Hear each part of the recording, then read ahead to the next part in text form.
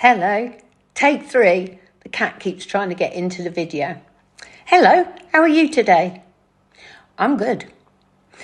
I had no idea what I was going to talk to you about today. I normally wake up thinking about something. So I thought, well, while I'm looking, I'll go and buy some firewood. So I buy my firewood from this tiny, fierce little lady called Lola. She's about 4'8", 9. She picks up big sacks of wood almost as big as her and throws them into the back of your car.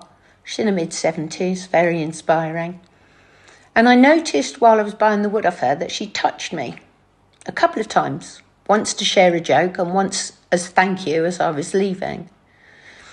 And it made me think about a whole load of things on the way back, about how important touch is.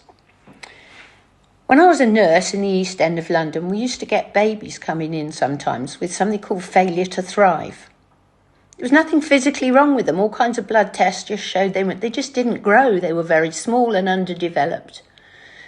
And 9 times out of 10, when they came into the ward and the nurses were picking them up and they were getting cuddles, they just started to grow. They started to smile. They started to engage. They ate better. Development caught up very quickly. And what research has shown is the only thing they didn't have was touch. We all need it. And then I was thinking about the Mediterranean and how people talk about how people live longer around the Mediterranean. They stay healthier much longer, crucially. And people always talk about the Mediterranean diet, usually when they're trying to sell you something made of olive oil. But they talk a lot about the Mediterranean diet and how good it is. And it is. Fish, fruit, vegetables, pulses, small amount of meat. It's a very healthy diet. But there are other differences that people don't talk about. A very obvious one is the sunshine. Around the Mediterranean, people don't get vitamin D deficiency in the winter like many older people do in Northern Europe. But it's much more than that.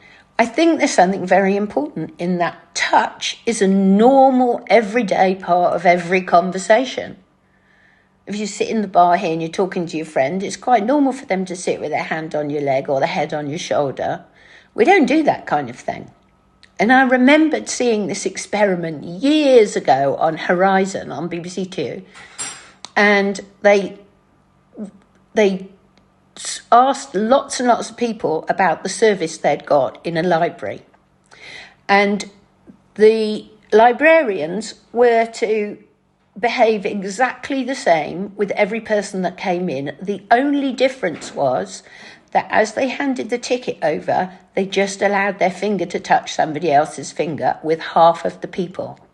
And then afterwards, they were asked to grade the service. If you'd have asked them, did the librarian touch you? Most of them wouldn't have even noticed. It was just barely a nudge. But here's the thing. They rated significantly higher the service that they received when the only difference was an unrecognised touch.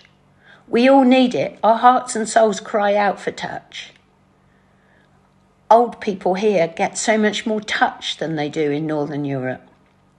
So I wish we could bring that bit as well as the Mediterranean diet and the Mediterranean sunshine. Let's also bring Mediterranean touch. People here don't touch inappropriately. They have an intuition about when the right moment is. Well, we seem to have lost that. Let's get it back.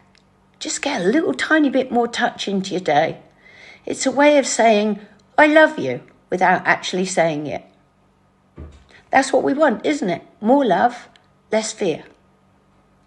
See you tomorrow.